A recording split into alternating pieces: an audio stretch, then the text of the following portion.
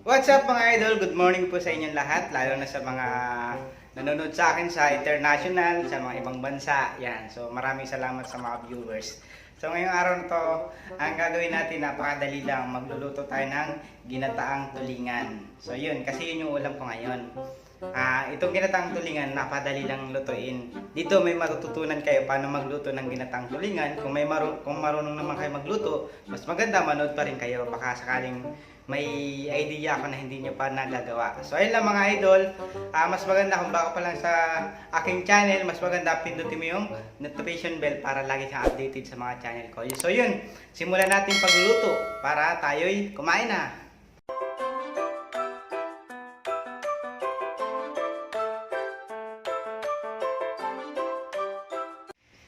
So ayan mga idol, so ngayon ito yung muna natin gagawin. Pakita natin yung ingredients. Yan, sibuyas, bawang, sili na green, tapos yan, may luya, tapos kunting pitsay, tapos gulay, yan, talong, sitaw, tapos ito yung isda natin, 4 na piraso. Right? So ayan, maganda yung may para pumasok yung lasa sa loob. So ayan, unang gagawin po natin. Yan, ilalagay po yung mga ingredients, sibuyas, bawang, luya, yan, sili na matapang, yan, yan, lalagyan po natin kasama ang tulingan. Sunod yung gulay, ilalagay natin, yan, pero nahugasan na po yan, kaya ilalagay na, yan,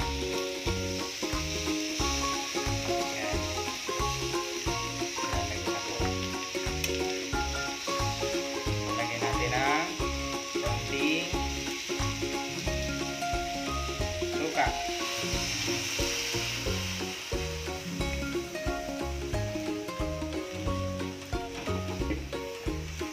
Tapos sunod natin ilalagay. Yan yung gata. Ayan. Iba-ibang klase kasi pagluluto ng ginataan. Depende sa inyo. Kasi style ko lang siya paano magluto ng ginataan. Kung saan ako nadadalian. Kasi nga, sabi nga nila, huwag mong pahirapan yung sarili mo, kaya dito ka lang sa basic. Yan. So, ayan. Yan yung tamang pagluluto ko. Pero depende sa inyo paano kayo magluto ng ginataan. Pero, ano lang yan. Tips lang para mapadali yung pagluluto. Yan. May magic sarap, may paminta. Kaya inuna natin yung yung sitaw kasi matagal siya maluto. Kaya may asin, di ba? Hindi pa naluluto pero masarap lang tingnan. Yan. So yan yung mga idol. Sasaluin natin. Yan, para manipula sa ingredients pa niya.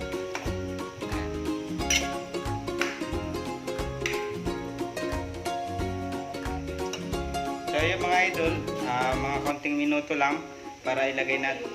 Papakuloy natin to. Yan. Tapos papaanoy natin yung gata. Paigay natin ng konti. O tuyuin. Yan.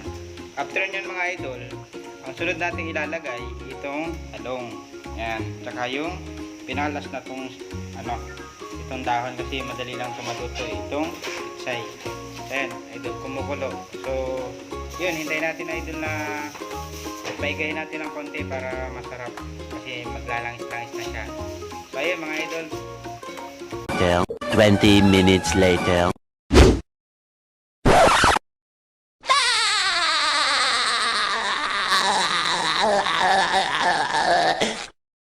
So ayun guys, so ngayon tayo magbabalik. So yan, medyo iga na yung gata kaya ilalagay na natin ang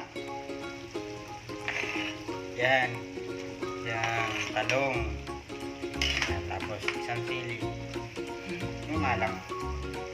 Yan, may mahalang kasi siya eh. Yan. So yan yung unang gata. So ito yung pangalawang gata para mas sumano lalo siya, maglangis-langis pa. Yan. Yan. Yan, inilagay na yung pangalawa nating gata. So kailangan dalawa yung gata mo. Yung unang gata tapos yung pangalawa. Yan yung magpapalapot lalo dyan. Yan. Tapos habang nagluluto ka, dapat may pakwan ka para mas magana yung luto mo. Yan. So ayan. Yan. Tamang pakuan lang. Kasi di pa ako kumikita sa YouTube eh. So, ayan.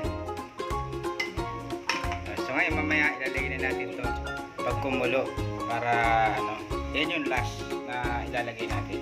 Pagkatapos nyan, luto na yung ginataang tulingan. So ayan.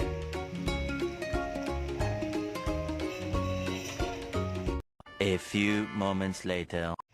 So yan, ilalagay na natin ang pichay. Yan. Pagkatapos ng mga idol, luto na yan. Yan. Right? Pakuloy natin ang konti idol. Tapos mga idol, ayan, luto na siya. So yun lang mga idol, yan yung tamang pagluluto. Sobrang dali lang, napaka-basic. Pag okay na yung pizza yung mga idol, luto na yan. Ibig sabihin yan is luto na yung ginataang tulingan. So make sure na luto na rin yung isda. Kasi kanina pa siya eh. Sigurado luto na siya. Yan. Okay, so yun lang mga idol. Thank you for watching.